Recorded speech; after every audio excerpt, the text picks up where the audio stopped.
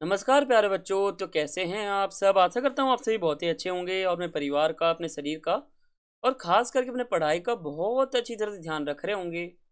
तो प्यारे बच्चों, मेरा नाम है अर्जुन और मैं आप सभी का अपने YouTube channel NCERT study point पर हार्दिक स्वागत करता हूँ। तो प्यारे बच्चों, आगे चलते हैं।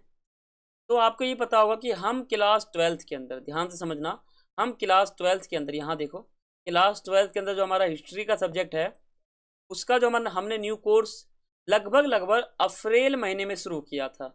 आज क्या चल रहा है?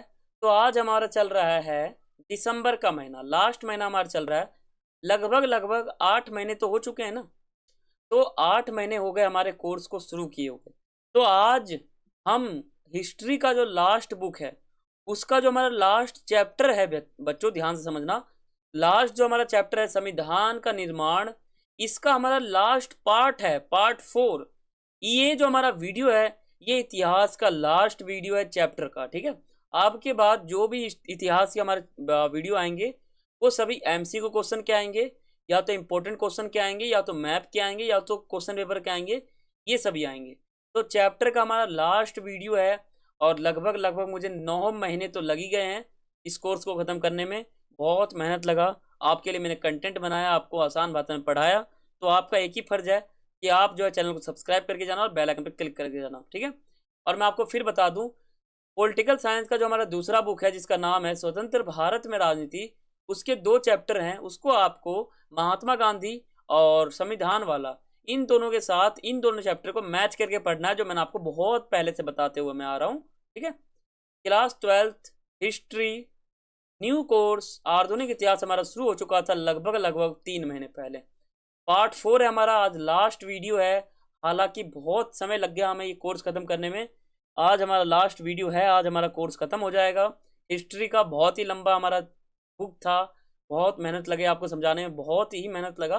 तो आपसे बस एक ही गुजारिश है, आपसे एक ही विनती है, एक ही रिक्वेस्ट है, आप चैनल को सब्सक्राइब करके जाना और बेल आइकन पे क्लिक करके जाना, ठीक है।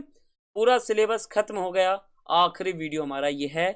तो बच्चों, आज आज मैं आपको बता दूंगा कि आप हम जो है क्या क्या शुरू करेंगे, MC क्वेश्चन शुरू करेंगे, सभी मैं आपको बताते हुए चलूँगा। सब्सक्राइब कर लेना बच्चों, बिल्कुल इंपॉर्टेंट है, बिल्कुल कर सकते हो आप, बिल्कुल, ठीक है। ग्रुप आप ज्वाइन कर सकते हो, A.K.NCERT स्टडी पॉइंट हमारा ग्रुप टेलीग्राम पर है। इंस्टाग्राम पे आप मुझे फॉलो कर सकते हो, ताकि आपकी कोई भी क्वेरी हो तो आप वहाँ पे पर्सनली आप मुझसे पूछ सकते हो, ठीक है। बात करते हैं सिलेबस की। तो ये देखो, यहाँ 12 आएगा, ठीक है। हर पार्ट में यही हो रहा है, हर पार्ट में ये जो है 15 लेते हैं, मतलब हमारा जो है 15 आ जाता है बार बार, ये 12 होता है, ठीक है। तो 12 अध्याय हमारा है। तो आपके बोर्ड एग्जाम ने इतने सिलेबस निकाले हैं, लेकिन मैं आपको अपने हिसाब से करा रहा हूँ, तो हम अपने हिसाब से समझते हैं, ठीक है। तो महात्मा गांधी जी और राष्ट्रीय आंदोलन, ये चैप्टर मैंने आपको 5 वीडियो में कराया है, पार्ट 1, सेकंड, थर्ड, फोर्थ। इसको आप देख सकते हो हमारे प्लेलिस्ट वाले सेक्शन पे जाकर, ठीक है, जो हमारे चैनल पर है। देखो, 18, 19, 20, 21, 22, 23, इन टॉपिक को आज के पार्ट 4 में समझ लेते हैं। बहुत इंपॉर्टेंट हमारा आज का वीडियो रहने वाला है। तो बच्चों, पेन कॉपी निकाल लो जिसमें आप नोट्स बना रहे थे, तो उसमें आप लिखना चालू कर दो वापस, ठीक है। लिख रहे हो? बिल्कुल ठीक है। वीडियो पॉज कर दो, फिर अनपॉज कर लेना, ठीक है। चलो चलते हैं, और पहले आप टॉपिक समझो। देखो टॉपिक क्या है हमारा, टॉपिक है राज्य की शक्तियां। ये आपका टॉपिक मिलेगा आपके NCERT बुक में। वहां लिखा आपको मिलेगा, क्या पता है? वहां पे आपको लिखा मिलेगा राज्य की शक्तियां।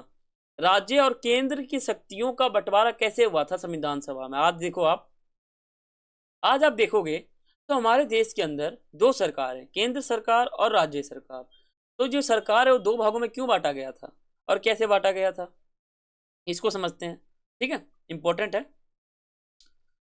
और मैंने आपको पहले भी कहा था कि ये जो हमारा चैप्टर है संविधान का निर्माण, इसको आप पॉलिटिकल साइंस का चैप्टर समझ सकते हो, ठीक है।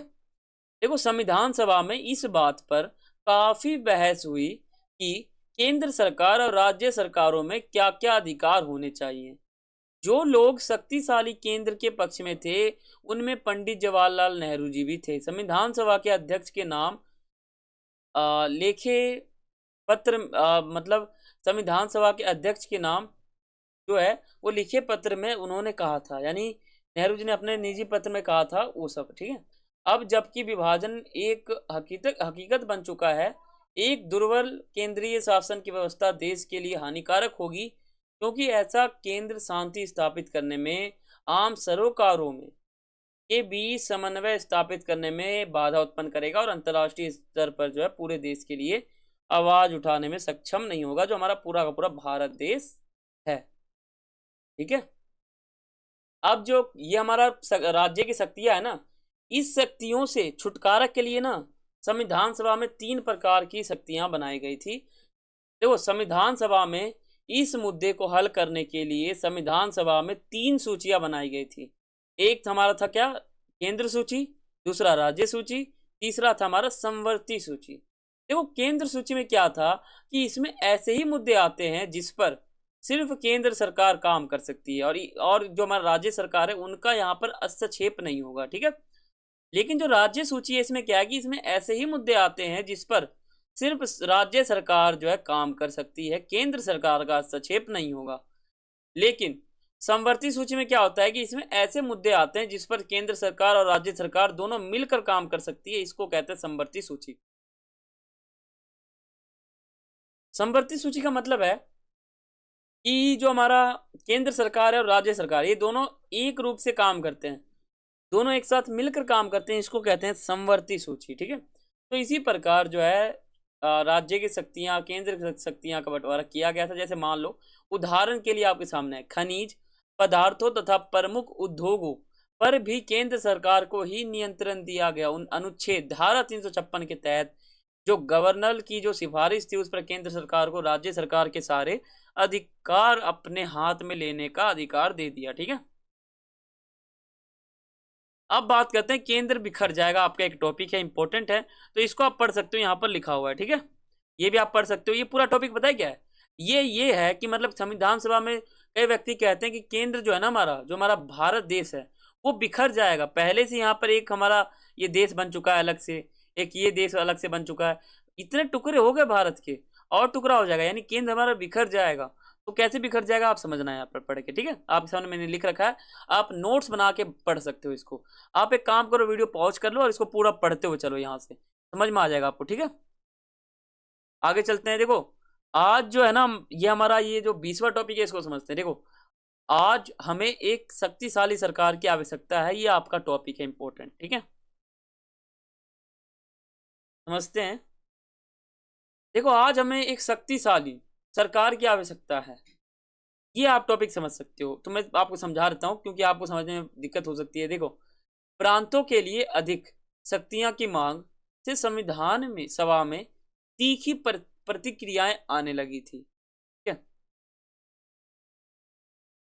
शक्तिशाली केंद्र की जरूरत को असंख्य अवसरों पर रेखांकित किया जा चुका था।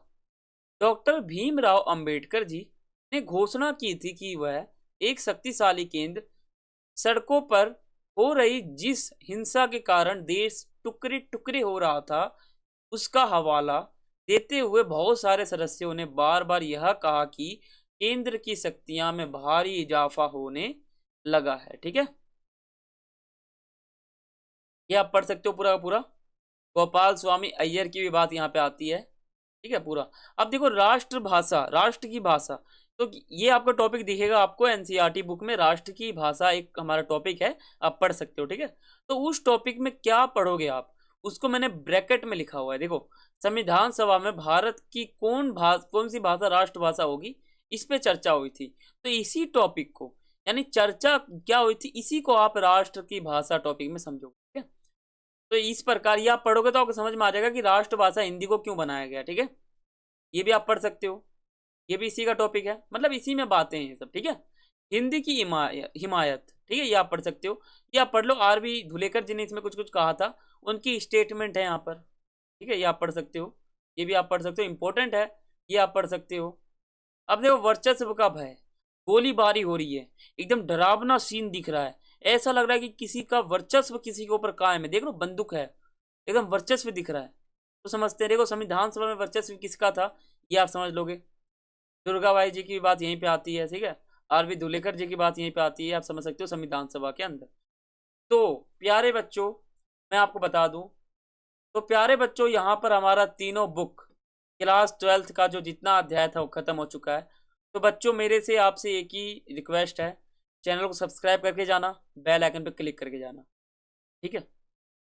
अब हम थोड़ा बात करते हैं। देखो, मैंने आपके लिए टोटल 9 महीने से मेहनत किया है, 9 महीने से मेहनत किया है, और मैंने आपको ईजी से ईजी भाषा में हर चैप्टर को पढ़ाया है। भले ही मैंने 4-5 पार्ट बना दिया हो हर वीडियो पे, एक आध हमारे चैप्टर थे जिसमें मैंने 3 ही वीडियो बनाया था।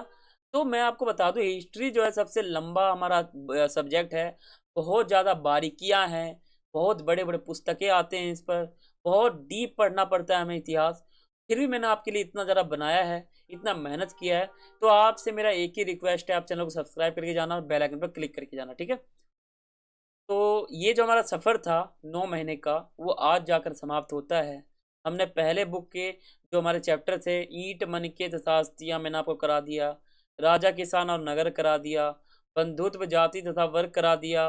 विचारक विश्वास और इमारतें, ये 4 जो हमारे चैप्टर हैं पहले बुक के, मैंने आपको करा दिए। जो हमारा दूसरा बुक था जिसका नाम क्या था, भारतीय इतिहास के कुछ विषय भाग 2, इसमें मैंने आपको यात्रियों के नज़रिए करा दिया, भक्ति सूफी परंपरा करा दिया, एक साम्राज्य की राजधानी विजयनगर करा दिया, किसान जमींदार और राजा यानी मुगल काल का आपको करा दिया। आईने एक बारी आपने यही समझा था, सभी प्रकार की चीज़ आपने यही समझा था। जो हमारा तीसरा बुक था वो क्या था, भारतीय इतिहास के कुछ विषय भाग 3।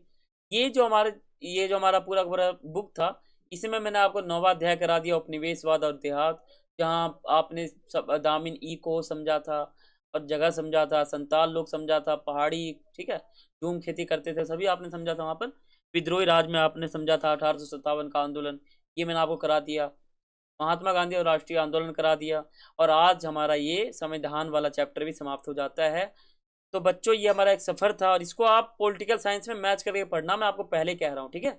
आज तो हमारा ये चैप्टर समाप्त हो चुका है, आगे मेरा तो एमसीक्यू क्वेश्चन आएगा तो मैं आपको वहाँ बताऊंगा, ठीक है। तो आप ये समझ लेना बिल्कुल, इसमें पढ़ पढ़ के आप समझोगे तो आपको समझ में आएगा। अपना फीडबैक जरूर कमेंट बॉक्स में लिखना कि बच्चों इन 12 चैप्टर, टोटल हमारे कितने थे, 12 चैप्टर थे। देखो, पहले बुक का, दूसरे बुक का, पहला बुक, दूसरा बुक और तीसरा बुक, इन तीनों बुक के जो चैप्टर हैं टोटल 12 चैप्टर, इन 12 चैप्टर को आपको कैसा लगा मुझे कमेंट करके बताना, ठीक है। तो बच्चों, ये हमारा टोटल का टोटल, मान लो मैंने शुरू किया था 1 अप्रैल को अपना पूरा का पूरा वीडियो बनाना, 1 अप्रैल, तो वो आप मान सकते हो। और जो हमारा समय था वो आज हमारा चल रहा है लगभग लगभग 5 दिसंबर चल रहा है। तो 5 दिसंबर, लगभग लगभग 8-9 महीने हो जाते हैं। तो 8-9 महीने मैंने आपके लिए मेहनत किया है और वीडियो बनाया है, मैंने आपको पढ़ाया है, हर चीज़ किया है। तो आप चैनल को सब्सक्राइब करके जाना और मुझे आप बताना कि आपको वीडियो कैसा लगा है, आपको पूरा 12 चैप्टर कैसे लगे हैं। तो बच्चों, आज हमारा सिलेबस खत्म हुआ, कोर्स समाप्त हो चुका है। कल से हम अपना एमसीक्यू क्वेश्चन शुरू करेंगे, इंपॉर्टेंट क्वेश्चन शुरू करेंगे और मैप की सीरीज स्टार्ट करेंगे। तो बच्चों, सब्सक्राइब करके जाना, बेल आइकन पर क्लिक करके जाना, वीडियो लाइक करना, शेयर करना और कमेंट करके आप बताना कि आपको पूरा का पूरा अध्याय, हमारा पूरा का पूरा न्यू कोर्स कैसा लगा, ठीक है। तो मिलते हैं अगले वीडियो में, तब तक के लिए सभी को थैंक्स फॉर वॉचिंग। जय हिंद।